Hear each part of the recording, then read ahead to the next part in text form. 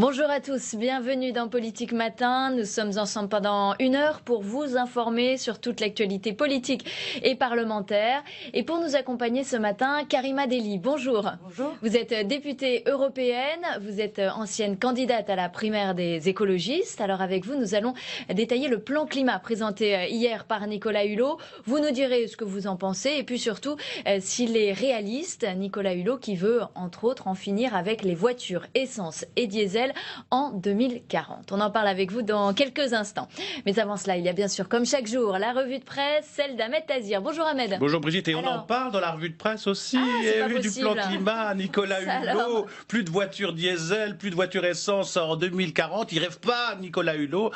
La presse s'interroge aujourd'hui. La presse s'interroge aussi. Bon, à 9 h, l'invité de la matinale, Mounir Majoubi, secrétaire d'État chargé du numérique. La semaine dernière, le Premier ministre, en visite à Tallinn, a vanté le modèle estonien. Alors qu'a-t-il de plus que nous? Quels sont les objectifs et le temps nécessaire pour que la France devienne une e-administration? Quels sont les risques face aux cyberattaques? Enfin, quel montant du plan d'investissement de 50 milliards d'euros sera consacré au numérique? Nous allons entre autres lui poser toutes ces questions. Et puis si vous aussi vous voulez lui poser des questions, l'interroger ou tout simplement intervenir dans cette émission, faites-le via Twitter et avec le hashtag Polmat. Mais tout de suite, ce que nous avons retenu dans l'actualité de ce vendredi 7 juillet.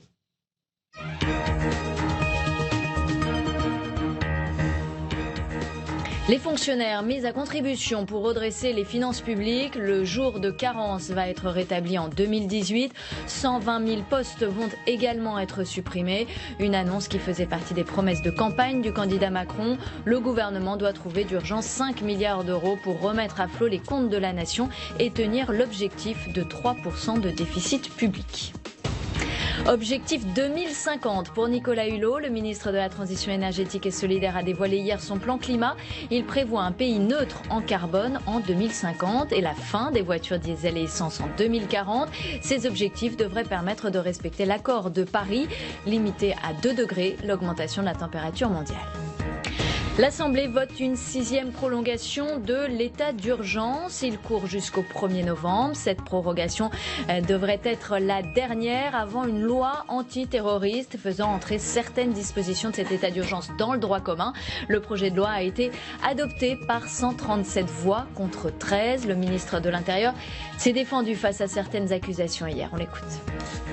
Un certain nombre d'attentats extrêmement graves ont été déjoués parce qu'à un moment donné, nous avions une information qui n'aurait rien donné devant le juge judiciaire, ou alors il aurait fallu des temps infinis.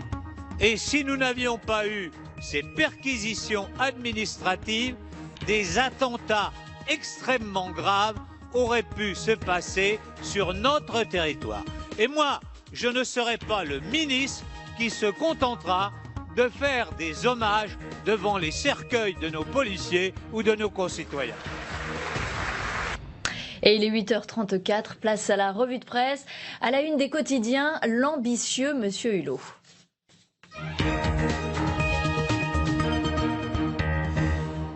Alors ce plan climat, on en parle avec vous Ahmed et dans la presse ce matin, un plan certes ambitieux mais hybride selon les quotidiens. Oui, plus de véhicules diesel, plus de véhicules essence en 2040. Est-ce possible? Est-ce réaliste? Il rêve pas, le monsieur Hulot. Le plan climat présenté par le ministre de la Transition écologique n'a pas totalement convaincu la presse qui voit aujourd'hui un plan certes ambitieux, mais avec des objectifs fort lointains. Imaginez ce dont sera fait notre pays dans 23 ans, d'un certain mysticisme écologique, notent certains éditorialistes. Regardez les unes de la presse quotidienne nationale. Climat, ce que vaut le plan Hulot, interroge le Parisien aujourd'hui en France. Le nouveau ministre de la Transition énergétique a présenté hier son dispositif de lutte contre le réchauffement climatique. Il promet, on l'a dit, la fin des voitures essence et diesel d'ici à 2040, mais il reste flou sur la stratégie. La une du Figaro, une question. Fin de l'essence et du diesel, Hulot est-il réaliste? Interroge le quotidien de droite. Alors chiche, monsieur Hulot, poursuit le Parisien. Nicolas Hulot était attendu et à l'arrivée, le résultat se révèle hybride, résume Frédéric Vézard dans le Parisien. À trop vouloir fixer l'horizon pour ne pas se prendre les pieds dans le tapis des réalités économiques et politiques, il s'est donné des objectifs clairs, ambitieux, mais fort lointains, souligne l'éditorialiste. Hulot annonce la fin du moteur à essence, poursuit le Figaro. Le ministre de la Transition écologique et solidaire bénéficie certes d'une aura qu'aucun écologiste n'a jamais eu, mais ce ne sera pas facile pour autant. Quelques annonces spectaculaires, comme la disparition des voitures diesel et essence pour 2040, sont du bel effet, mais leur échéance aussi lointaine prête au questionnement, même s'il faut reconnaître au ministre une réelle volonté d'inscrire son plan climat dans le marbre. Gaëtan de Capelle dans le Figaro parle d'une feuille de route avec des objectifs ambitieux, dont celui d'en finir avec la vente de voitures à essence et diesel d'ici à 2040. Une surprise du chef très politique, car bien malin, qui peut dire aujourd'hui comment nous nous déplacerons dans plus de 20 ans, souligne-t-il. Avant de conclure, Nicolas Hulot a raison de rêver d'un air pur. Espérons seulement que, contrairement à ses prédécesseurs, il s'efforcera de concilier grands principes et réalité économique, conclut l'éditorialiste du quotidien de droite, Brigitte. Alors la presse quotidienne régionale n'est pas en reste et titre aussi sur ce plan climat. Oui, regardez, c'est une de la PQR, climat, l'audace du plan Hulot, titre Ouest France. Hulot veut une France numéro 1 de l'économie verte. En revanche, les détails et le financement restent flous. La bagnole des Français, électrique en 2040, c'est la une de la Nouvelle République. Miser sur l'homme, c'est l'édito de Yann Marek dans le Midi Libre. Dessiner un avenir à une nation, c'est lui assurer une pérennité. Lorsque Nicolas Hulot projette son idéal écologique de 2050 sur le fronton de notre République, on est en droit de rester dubitatif. Oui, c'est loin l'horizon à 35 ans. Et alors, délivrer à l'ensemble des Français un calendrier de santé publique, n'est-ce pas respectable et surtout louable, écrit l'éditorialiste. Ne pas voir l'arrêt du diesel comme une chance, c'est nier l'évidence sanitaire. Imaginer après-demain, avec les réflexes d'aujourd'hui, c'est aller droit dans le mur, se servir de la matière visionnaire de Nicolas Hulot et mettre en route les cellules de nos chercheurs. C'est miser sur l'homme, conclut l'éditorialiste du Midi Libre. Brigitte. Alors, Libération publie ce matin dans son édition toute une série de photos illustrant le dérèglement climatique et ce un peu partout dans le monde. Oui, à Libération qui a vu Nicolas Hulot entre deux eaux, qui a présenté sa feuille de route, mais laquelle n'est pas encore assortie de mesures concrètes. Dans le cadre du Libé des photographes, donc, vous en parliez, une exposition à Arles jusqu'au 24 septembre, des photos qui illustrent les conséquences du réchauffement climatique. De très belles photos, vous allez le voir. Alors, première photo, là c'est une photo qui nous vient du Brésil, Francisca Chagas dos Santos, en 2015, à Rios Branco, noyée sous les eaux, elle fume sa clope, tranquille. Un monde qui se noie, c'est le titre de l'expo. La deuxième photo, là c'est au Royaume-Uni, Jeff et Tracy Walters, un couple, en 2014. Là aussi, inondation. Aux États-Unis, troisième photo, en Caroline du Sud précisément, photo prise en 2015, le garage automobile d'Andrews, là aussi, sous les eaux. Quatrième photo, la maison de John Jackson à Trollbar, au Royaume-Uni, photo prise en 2007. C'est pas sec tout ça. Enfin, la dernière photo prise en 2012 au Nigeria, Victor et Hope America, à Igbogen, au Nigeria, vraiment un monde qui se noie. Les photos sont tirées de l'expo de Gideon Mendel à Arles et c'est jusqu'au 24 septembre, donc Brigitte. Karima Deli, on parle souvent du poids des mots et du choc des photos. C'est ce que vous ressentez quand vous voyez ces clichés dans Libération ce matin? Bah oui, et puis de dire et de redire, il y a urgence. C'est-à-dire, le temps presse et la France ne peut pas être le pays qui a un très beau discours. Le diagnostic, tout le monde le connaît. Maintenant, il faut passer aux actes de manière concrète. Alors, on va revenir dans un instant sur le plan climat. Vous nous direz si ces actes-là sont suffisants. On termine avant cela par le dessin du jour. Oui, le regard de chaud nu dans Ouest France, là, sur ce plan climat. Ça se bouscule dans les stations-service. Eh ben oui, on craint la pénurie. Encore, les jerrycans, on les remplit. Fin de l'essence 2040, fin du diesel 2040. Bah oui, ça va venir vite. Voilà. Il n'y aura plus besoin d'essence. Merci Ahmed pour cette revue de presse. On poursuit donc avec Nicolas Hulot qui a annoncé hier son plan climat. Il veut réduire les émissions de gaz à effet de serre pour respecter l'accord de Paris sur ce climat. Ça passe par la fin des hydrocarbures, des voitures à essence et diesel et la fin des passoires thermiques. Le détail des annonces avec Nathalie Guilloire. 6 thèmes, 23 axes. Hier, Nicolas Hulot a passé son grand oral. Durant plus d'1 heure, le ministre de la Transition écologique a fixé le cap de son ministère pour les 5 ans à venir. Il veut aller au-delà de l'accord de Paris. Le plan que je vais vous présenter ce matin, ce n'est pas une fin en soi. C'est un programme qui va se structurer au fil du temps sur les 5 années du quinquennat. Parmi les principales mesures annoncées par Nicolas Hulot, la fin de la vente des véhicules diesel et essence d'ici 2040, le déploiement des énergies renouvelables, la fin de l'exploitation des énergies fossiles ou encore une prime aux Français pour acheter des véhicules moins polluants.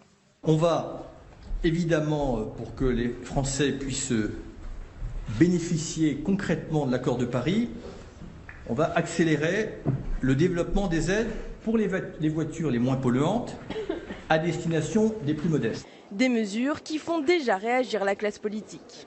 Il existe des primes, mais quand on aura additionné l'ensemble des hausses d'impôts nouvelles qui vont arriver sur eux, il sera nécessaire de compenser ces hausses et cette prime ne pourra pas la compenser entièrement. Même si on se satisfait de quelques annonces, il nous semble qu'on est bien en deçà de l'urgence qui est aujourd'hui la nôtre en termes d'environnement et d'écologie. Ça va pas assez vite vu la situation actuelle. Même si le plan climat de Nicolas Hulot se montre ambitieux, les ONG environnementales déplorent déjà l'absence de mesures immédiates. Alors Karima Deli, est-ce qu'on peut croire Nicolas Hulot quand il nous promet un pays sans carbone en 2050, plus de voitures essence diesel en 2040? C'est réaliste tout ça? C'est réaliste si on se donne des objectifs concrets. C'est ce qui manque dans ce plan? Pour l'instant, on n'a rien de concret. Moi, je veux revenir sur la méthode, parce que Nicolas Hulot a fait preuve de beaucoup de pédagogie.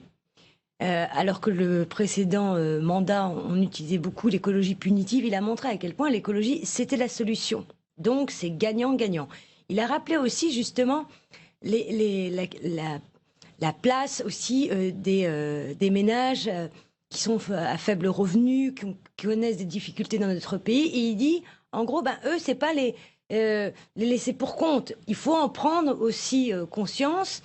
Il parle aussi des salariés, parce que les grosses industries, vous avez parlé de l'automobile, on va y revenir, c'est aussi ça qu'il faut réorienter, parce que les salariés d'aujourd'hui, de la voiture, ce n'est pas les salariés de demain. Donc il y a aussi toute cette volonté de formation. Il manque donc le cheminement pour arriver à cet objectif en 2040, en 2050. Il y a tout à faire. Et tout commence. Quelle belle aventure, tant mieux. Maintenant, il va falloir se projeter de manière très concrète sur un calendrier qui donne des objectifs concrets. Tout d'abord, on nous dit on va sortir la voiture du diesel et de l'essence. Moi, je suis présidente de la commission de transport au Parlement européen. Demain, la voiture ne sera plus individuelle. La voiture sera partagée. On aura des nouvelles mobilités. Il y aura plus de vélos. On aura plus de transports en commun. On va imaginer ses propres mobilités. La voiture de demain, c'est pas que de l'électrique. Parce que tout le monde nous dit, ah là là, la voiture de demain, tout sera électrique. Non. Aujourd'hui, on voit que l'arrivée de la voiture hydrogène, il y aura la voiture au gaz. Donc il faudra créer un mix énergétique. Et pour ça, il faut accompagner les salariés sur ces nouvelles énergies. Ça, c'est la première chose. La deuxième chose, c'est qu'il faut reconvertir et pousser nos constructeurs automobiles à aller vers cette direction. Mais on en est très loin. Pourquoi ? Est-ce qu'on peut faire bouger les lobbies justement industriels et de l'automobile qui doivent être quand même assez puissants ? Il va falloir. Pourquoi ? Le Dieselgate a montré la supercherie justement d'industriels qui ne respectaient pas les normes, qui polluent. Est-ce qu'on peut leur faire confiance alors aujourd'hui ? C'est pas qu'on peut pas leur faire confiance, c'est qu'ils n'auront pas le choix. parce que le marché de la compétition, le marché était en forte compétition dans les pays, que ce soit la Chine, que ce soit d'autres pays. Ça y est, la mutation notamment de l'industrie automobile se fait. Si l'Europe ne prend pas le bras-le-corps et la France ne prend pas le bras-le-corps ce virage, on sera perdu parce que derrière, c'est des salariés. Vous dites que ça manque un peu de vision technologique sur la voiture de demain. On n'a pas entendu non plus d'indications sur les batteries qu'il faudrait pour recharger ces voitures, sur les infrastructures qu'il faudrait un peu partout en France, dans les campagnes. C'est pour ça que je dis que les mesures concrètes, on les attend. Parce que, une voiture électrique, c'est une voiture au nucléaire. Donc, il y a toute la question des déchets. Comment on met en place cette nouvelle économie circulaire pour avoir des voitures à vie? Ça, c'est la première chose. Moi, je le dis, la question des infrastructures, vous avez raison. Il ne faut pas créer de nouvelles infrastructures. Il faut prendre les infrastructures que l'on connaît et il faut les adapter. Donc, il faut le faire. La troisième chose, c'est l'innovation. Moi, je vois... il y a énormément aujourd'hui d'autoroutes, de panneaux photovoltaïques. C'est des énergies renouvelables. On va voir si c'est possible de le faire au niveau français comme au niveau européen. On voit également l'arrivée de l'hydrogène. C'est un sujet, le marché de l'hydrogène est en train d'émerger et c'est pas une priorité en France, alors qu'on devrait miser dans la recherche et le développement sur cette énergie. Et ensuite, il y a tous les autres phénomènes. Les autres phénomènes... Vous nous dites tout à l'heure, il n'y a pas d'écologie punitive. Non. Tout ce que vous dites là, ça a un coût. Le financement, là, on ne le voit pas très bien dans ce plan. Est-ce que ça ne va pas être quand même punitif pour les Français? Non, parce que le financement, il a dit qu'il allait augmenter la taxe carbone. Moi, j'entends notre ministre des Transports qui dit « mais non, ça suffit ». Après la supercherie de l'écotaxe, on va taxer les poids lourds. Donc, c'est-à-dire que la fiscalité écolo va être là. J'espère qu'elle sera à la hauteur. Maintenant, il n'y a pas seulement le volet transport. Quand tout à l'heure, on parlait justement des objectifs concrets, la part du nucléaire, on commence par quoi? Est-ce qu'on arrête tout de suite Fessenheim? Est-ce qu'on renonce à l'EPR de Flamanville qui nous coûte les yeux de la tête? C'était assez flou, on peut le dire, sur le nucléaire hier. Voilà. Donc, attendez-vous des précisions? Il y a des manques. Ensuite, est-ce qu'on est capable, la France est capable de mettre du poing sur la table à l'Europe pour la taxe des transactions financières pour justement financer cette transition écolo? Donc on voit bien... Comme il y a peu d'annonces sur le nucléaire, est-ce qu'on ne va pas finalement s'appuyer sur le nucléaire pour éradiquer les hydrocarbures? Moi, je crois que ce serait une très grosse bêtise, le nucléaire. C'est pas ce que vous avez entendu un peu hier, finalement? Moi, j'ai pas entendu ça. Maintenant, il y a des objectifs à atteindre. On s'est engagé sur une réduction de notre parc nucléaire, tant mieux. Maintenant, il faut mettre le paquet dans des investissements sur les énergies renouvelables. On ne peut pas avoir les doubles discours. Ça suffit. On est soi-disant dans une nouvelle ère politique. Maintenant, mettons concrètement des actes sur les discours, avec une ambition quand même assez louable. La prime, elle peut avoir un effet bénéfique sur les ménages modestes pour éventuellement changer de véhicule? Le problème, c'est quel montant de la prime? Je veux dire, quand vous êtes un ménage modeste, votre priorité, c'est pas forcément d'avoir une voiture électrique. Votre priorité, c'est de dire, je dois me rendre au travail, avoir des loisirs, etc. Donc, il faut aussi changer notre manière sur la mobilité. Définir aussi combien gagne un ménage modeste. Voilà, et il faut changer aussi notre mobilité. C'est-à-dire que on voit bien en France, il y a des zones où c'est pas du tout desservi. Mettons le paquet sur les transports publics. C'est gagnant-gagnant. C'est bon pour le climat, c'est bon pour les gens. Et même en termes de porte-monnaie, je vous assure, ça quand même, c'est révélateur d'un gain. Une question un petit peu politique, mais vous n'avez pas l'impression que là, l'écologie fait un grand bond en avant, alors que l'écologie politique a disparu finalement ici au Parlement et un peu sur le plan national? Mais tant mieux que tout le monde parle d'écologie. Pourquoi? Parce que l'écologie, elle est majoritaire en France. Tout le monde aime l'écologie. Les Français aiment l'écologie. Maintenant, l'écologie, c'est pas juste des 20 mots. L'écologie, c'est aussi faire en sorte que les Français aillent mieux demain. Et quand je vois certaines décisions qui sont prises par ce gouvernement, exemple, les perturbateurs endocriniens, je me dis, oulala, il faut rebooster. Alors justement, on en parle ce matin parce qu'en matière politique environnementale, la France vient d'accepter justement la directive européenne autorisant une liste de perturbateurs endocriniens. Une reculade pour les députés de la France insoumise et les écologistes, d'autant que les Allemands ont obtenu, eux, une dérogation. On voit ça avec François Goulin.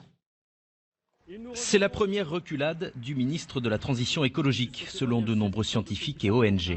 Il s'agit d'un vote qui a eu lieu mardi pour trouver une définition commune au sein des pays européens sur les perturbateurs endocriniens.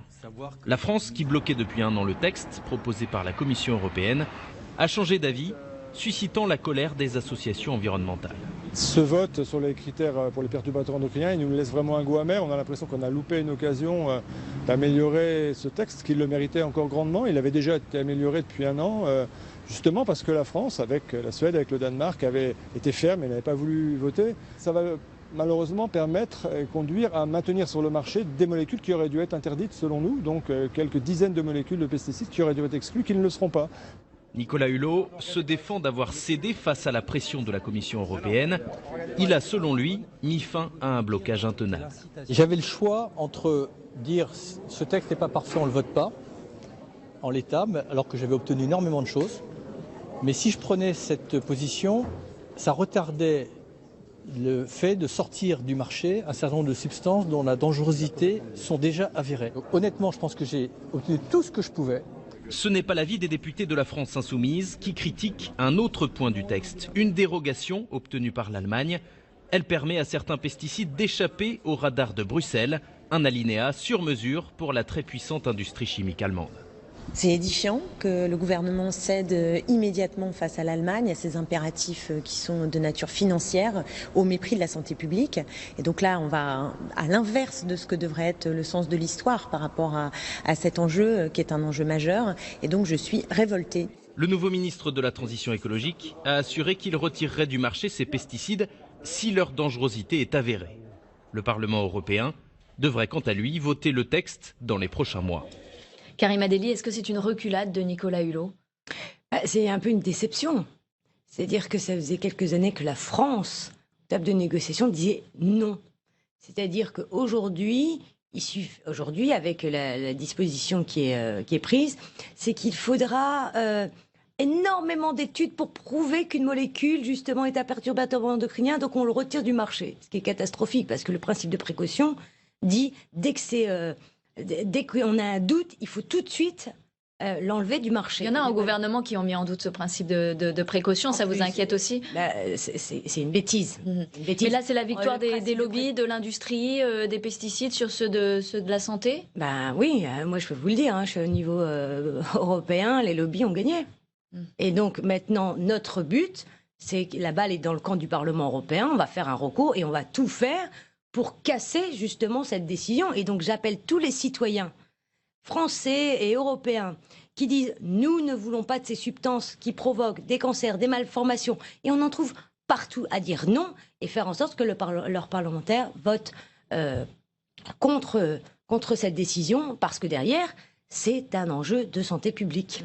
Est-ce que la loi sur les pesticides qui a été votée l'année dernière, du coup, elle est remise en cause ou pas? Elle va être, je pense que sur la question des pesticides aujourd'hui, mais il faut vraiment, alors j'ai vu qu'il y avait des assises de l'alimentation, j'espère que cette question des pesticides ne sera pas justement mise sous le tapis, au contraire, ça devrait être un des grands sujets pour faire en sorte que la France soit exemplaire. La France qui fait beaucoup d'efforts pour respecter, on l'a dit tout à l'heure, l'accord de Paris. Donald Trump va venir en France le 14 juillet, fallait-il l'accueillir? Moi, je ne suis pas présidente de la République, donc M. Macron, il fait un peu ce qu'il veut. Maintenant, symboliquement, je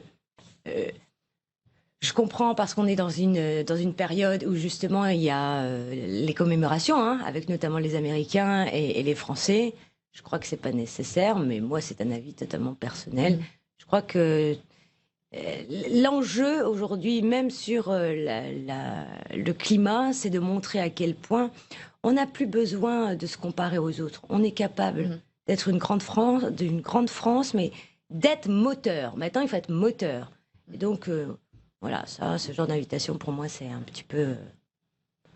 peu superficiel. Il y aura une mobilisation ce week-end à Notre-Dame-des-Landes. Ouais. Est-ce que vous allez y aller? Est-ce que vous êtes contre cet aéroport et vous allez le dire haut et fort?